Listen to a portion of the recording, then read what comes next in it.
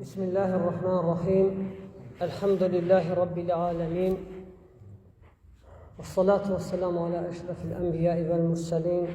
Nebine Muhammedin ve ala alihi ve ashabihi ecma'in. Allahümme ati nüfusana takvaha ve zekkiha ente hayrun men zekkaha ente veliyuha ve mevlaha. Ramazanın 13. gecəsindeyiz. Allah subhanahu wa ta'ala hamd olsun. Sonra zikir barədə yenə davam edirik. Biz qeyd etdik ki, bu ayda edilən ən fəzilətli əməllərdən də birisi zikirdir. İnsanın Rəbbini Allah xatırlamasıdır.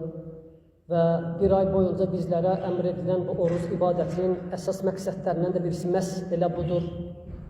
İnsanın Rəbbini xatırlaması, zikr etməsi, ondan qafil olmaması. Və hədisdə də gəlib ki, baxmayaraq hədisin sənəd zəhlətindən isnadında zəiflik var, amma mənası doğrudur. Gəlib ki, an Rasulillahi sallallahu aleyhi ve sellem suil Eyyül cihadu a'zamu ecran qala ekseruhum lillahi zikra ve yahud eyyül mücahidine a'zamu ecran ekseruhum lillahi zikra thumme qal eyyus saimine a'zamu ecran qal ekseruhum lillahi tebareke ve teala zikra. Peygamber sallallahu aleyhi ve sellem'den soruşurlar ki, Allah yolunda döyüşənlərin əcr mükafat baxımından ən üstünü hansıdır? Hansılar? Dedi ki, Allah'ı çox zikr edənlər. Sonra soruşulur, oruç tutanların mükafat əcr baxımından ən üstünü hansıdır? Dedi ki, Allah'ı çox zikr edən. Yəni ki, bu əməli ilə Allah'ı daha çox zikr edib xatırlayan. Və bu bir qaydadır ümumən. O ibadət daha üstün sayılır ki, o ibadətdə sən Rəbbini daha çox xatırlayırsansa, soruşsan ki, hansı ibadət daha üstündür mükafat əcr baxımından? Cavab, o ibadət ki, o ibadətdə sən Rəbbini daha çox xatırlayırsan, Rəbbini daha çox zikr edirsən, anırsan. Yəni, o ibadəti oyaq olaraq yerinə yetirirsən. Yəni, ibadətlərdən də elə məqsəd budur. Zikirdən də məqsəd budur. İbadətlərdən də məqsəd insanın Allah'ı zikr etməsidir, xatırlamasıdır. O ibadətlə Allah'la ünsiyyətə keçə bilməsidir. Allah Teala buyurur, İnnəni ənəllahu la ilahə illə ənə fə'budni və aqimis salətə li zikri. Allah Teala buyurur, mən Allah'ım. Məndən başqa ibadətə haqqı olan ilah yoxdur. Mənə ibadət et və məni xatırlamaq üçün namaz qıl. Fikir ver, mənə ibadət et və məni xatırlamaq üçün namaz qıl. Məni zikr etmək üçün namaz qıl.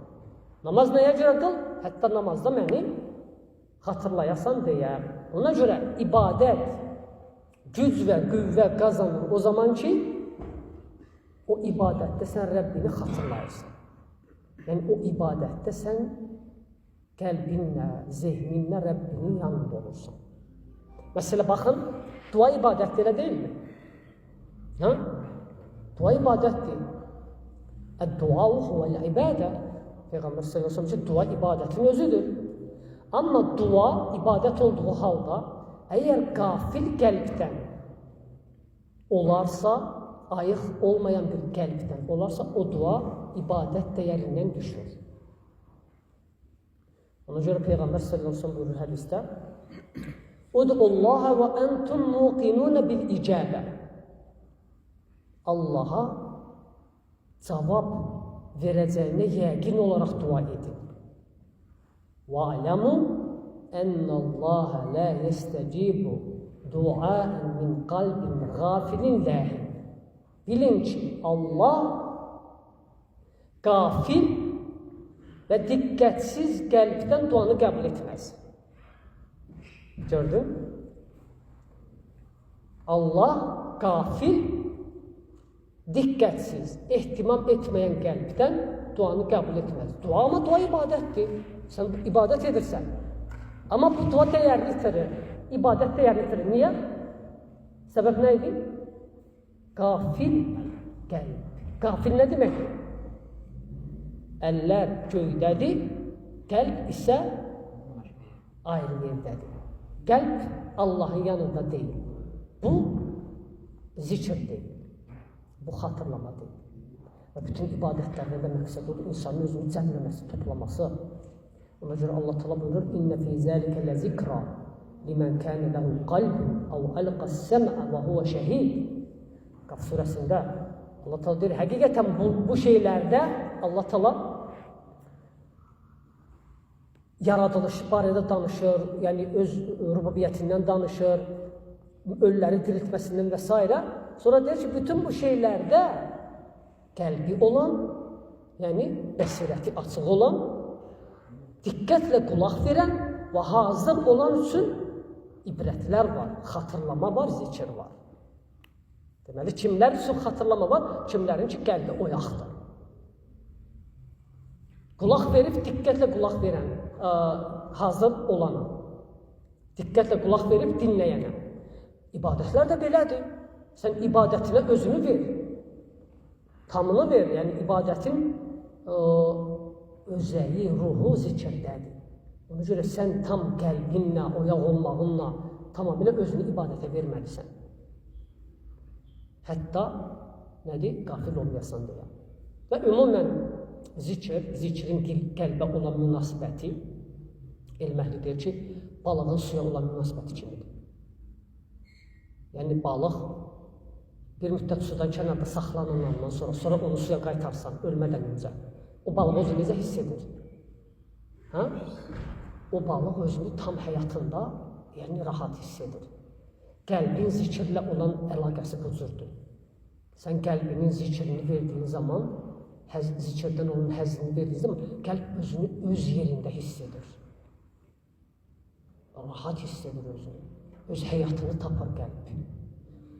Ona görə Allah subhanahu ta'ala buyurur ki, "Əl-ləzīnə əmənu və tatmainnu qulubuhum bi zikrillah. Ələ bi zikrillahi tatmainnul qulub." O şəxslər ki, iman edərlər və qəlbləri Allahı xatırlamaqla rahatlıq tapar. Bilin ki, qəlblər yalnız Allahı xatırlamaqla rahatlıq tapar. Qəlblər Allahı zikr etməklə, Allahı anmaqla, xatırlamaqla rahatlıq tapar. Ona görə çalış, Rəbbini zikr et. Çox zikr et. Usanma, daima, durmadan. İbadətdən ibadətə. İbadətdən kənarda olanda da zikirlə məşğul olsun dilin. Necə ki, biz keçən dərsdə qeyd etdik. Bir nəfər soruşanda mən nə edim? Bir əməl öyrət, dedi ki, çalış həmişə dilini, Rəbbini zikr et. Və Allah subhanahu ta'ala zikirdən də, yəni uzaq düşməkdən çəkindirib, xüsusən möminləri. Allah Teala buyurur: "Ələm ya'ni lillezine amanu an yaxşa'a qulubuhum li zikrillah." Möminlərin Allahın zikrinə qarşı qəlblərinin yumşalması vaxtı gəlib çatmadı. Möminlərin Allahın zikri ilə qəlblərinin yumşalması, qəlblərinin oyanması, qorxması vaxtı çatmadı mı? Demək ki, zikirdən uzaq düşdükdə qəlb nə olur? Sərtləşir. Yəni, sən nə qədər zikrə vaxt ayırsan, bir o qədər qəlbinə həyat vermiş olursan. Zikrə verdiyin vaxt miqdarında qəlbini dirildirsən və sərtlikdən uzaq tutmuş olursan. Amma zikrin nə qədər az olursa, bir o qədər qəlbin nədir? Daşlaşır və sərtləşir. Allah Teala nədir sərt qəlb barədə? وَوَيْلٌ لِلْقَاسِيَةِ قُلُوبُهُمْ مِنْ ذِكْرِ اللّٰهِ اُولَٰئِكَ فِي ضَلَالٍ مُبِينٍ. Allah Teala buyurur ki, qəlbləri Allahın zikrinə qarşı sərt olanların vay halına. Onlar dərin azğınlıqdadırlar. Gör, qəlbləri Allahın zikrinə qarşı. sərt olanlar. Qəlb zikirsiz daşlaşar, sərtləşər. Ona görə nədir? Buna izin vermə. Çalış daima, həmişə zikirlə qəlbini təzələ, imanını təzələ. İmanın təzələməsi belə, bu cür olur yəni. İbadətlərlə, zikirlə. Odur ki, oruç olduğun zaman və ümumən bu Ramazan günləri, gecəsi də, gündüzü də sənin üçün bir cihaddır. Sənin üçün nədir? Bir cihaddır, döyüşdür, sən çalışırsan. Başdan sona qədər ibadətdir. Ramazan ayı başdan sona qədər. Və sən əgər bu ayda abidlərdən sayılmağını istəyirsənsə, o zaman çox zikr edənlərdən ol. Daima zikr edənlərdən ol. Və həmçinin zikrin insanın imanına da təsiri var. Hər dəfə sən zikr etdikcə, məsələn, oturub Subhanallah desən 100 dəfə, La ilahe illallah desən, Elhamdülillah desən, Allahu Akbar desən, inan ki, qəlbin başqa bir hal olar. Hətta təklikdə et bunu gör, faydasını, səmərəsini gör. Gör zikrin qəlbə təsiri necədir? Ona görə bir hədisdə hətta gəlib ki, axirət günü o 7 sinif ki var, Allahın kölgəsində kölgələnənlər, onlardan birisi kimdir? Peyğəmbər s.ə.v hədisdə buyurur, Səb'atun yuzilluhumullahu fi zillihi yevmə la zillə illə zilluh. 7 sinif insan var ki, Allah subhanahu ta'ala onları heç bir kölgə olmadığı bir vaxt öz kölgəsində kölgələndirəcək. O vaxt ki, günəş insanlara yaxınlaşacaq, qiyamətin dəhşəti, insanlar tərləri ilə, günahlarına görə öz tərlərində batacaqlar, kimisi dizinə, boğazına qədər və kimisi hətta batacaq orada. Belə bir qorxulu, dəhşətli insanlar hesabı gözlədikləri bir halda Peyğəmbər sallallahu aleyhi ve sellem deyir ki, nə? 7 sinif insan olacaq ki, onlar Allahın kölgəsində kölgələndirələcəklər. Kimdir onlar? Deyir, Əl-İmamul Adil və şəbun nəşəə fil-İslam və rəculun muallaqun qalbuhu bil-məsəcid və rəculani təhabbə fillah və ictəmə aleyhi və iftaraqa aleyhi və rəculun də'athu imra'atun zətun mənsibin və cəməlin fəqalə inni əxafullah və rəculun təsaddaqa və əxfə həttə lə tə'ləmu şimaluhu mə تصدق يمينه ورجل ذكر الله خاليا ففاضت عيناه. Peyğəmbər sallallahu əleyhi və səlləm deyir ki, həmin bu 7 sinif insanlar kimlərdir? Allahın kölgəsində kölgələndirənlər yadınızda saxlayın və bunlardan olmağa çalışın. Hətta axirət günü onlardan olasınız. Ədalətli imam. Bu birinci. İslamda böyüyən gənc, bax gənclərə aiddir bu, İslamda böyüyən gənc, o gənc ki, cavanlığını, gəncliyini Allah yolunda keçirir, haramlarda, orada, burada yox. Niyə bu insan kölgələnəcək, heç bir kölgə olmadığı? Çünki gəncdə şəhvət gücü, qüvvə güclüdür. Elə deyilmi? Buna baxmayaraq Allahdan qorxur, o cavanlığını, o qüvvəsini haramlara sərf etmir. Ona görə deyir ki, şəbun nəşə fil-İslam, İslamda böyüyən gənc, ibadətdə böyüyən gənc, özünü məscidə verən gənc, özünü müsəlmanların sırasını verən gənc, cahillərdən uzaq qaçan gənc. Belə bir gənc, axirət günü Allah onu kölgələndirəcək. Sonra, üçüncü kimdir? 2 nəfər bir-birini, o şəxslər ki, Allah üçün bir-birini sevirlər. Ümumən söhbət 2 nəfərdən getmir, Allah üçün bir-birini sevərlər. Görüşəndə Allah üçün görüşərlər, ayrılanda da Allah üçün ayrılarlar. 4-cü, yadında saxlar ki, soruşacaq. 4-cü, o şəxs ki, gözəl və mənsibli, yəni tanınan, bilinən bir qadın onu özünə çağıranda O deyir ki, ona, o qadına, mən Allahdan qorxuram. Qadın gözəlliyinə baxmayaraq və tanınan birisi olmasına baxmayaraq, nəsəb sahibi olmasına baxmayaraq, amma o insan imtina edir o qadından. Niyə? Çünki Allahdan qorxur. Neçiniz oldu? 4. 5-ci, o kişi ki, sağı ilə sədəqə verir, yəni gizli sədəqə verir. Sağı ilə verdiyini solu bilməz. Sağı ilə verdiyini solu bilməz. 6-cı, qəlbi məscidə bağlı olan. Qəlbi məscidlərə bağlı olan. Daimi məsciddədir qəlbi. Məsciddən çıxanda məscid üçün darıxar. Həmişə məscidi ziyarət edər. Zamanı namazlarında olar. Daima məscidə qəlbi bağlıdır. Üzürlü səbəbdən birdən məscidə gələ bilməsə, amma qəlbi məsciddədir. 7-ci, təklikdə Allahı xatırlayıb gözündən yaş axar. Təklikdə heç kəs yoxdur.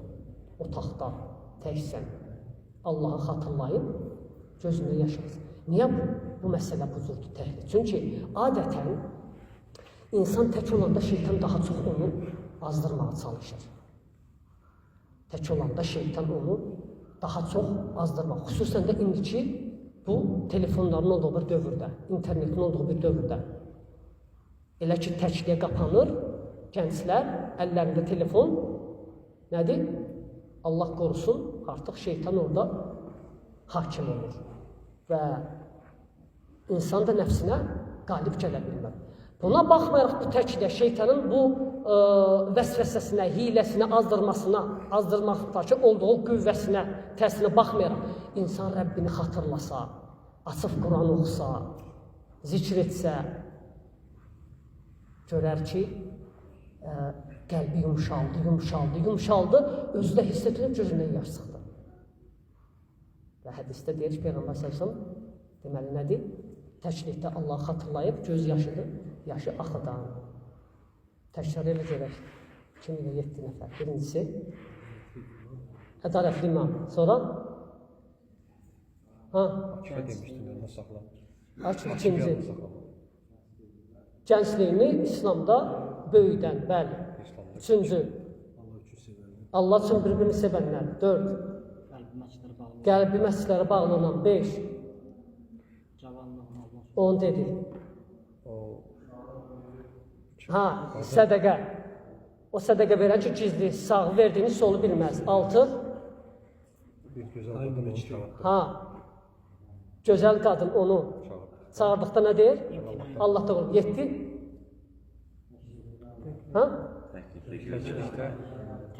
təhlikdə, gizlində Rəbbini xatırlayıb və gözlərindən yaş axıdan şəxs. Budur, baxın, zikrin, bu şahid yeri bu hədisdə, bu əzəmətli hədisdir. Bu hədis barədə, yəni, böyük bir məclis qrup və danışmaq olar. Amma burada şahid yeri biz nədən danışırıq? Zikirdən danışırıq. Hansıydı buradakı şahid yer? O şəxs ki, Allahı xatırlayar, zikr edər və gözündən yaş axar. Ona görə biz qeyd etdik ki, həqiqətən zikr etməyin insanın qəlbinə, imanına böyük bir təsiri vardır. Allah subhanahu bizləri Allah'ı çox zikr edənlərdən etsin və bizləri qafil olanlardan etməsin. Allah azza və cəllə günahlarımızı bağışlasın.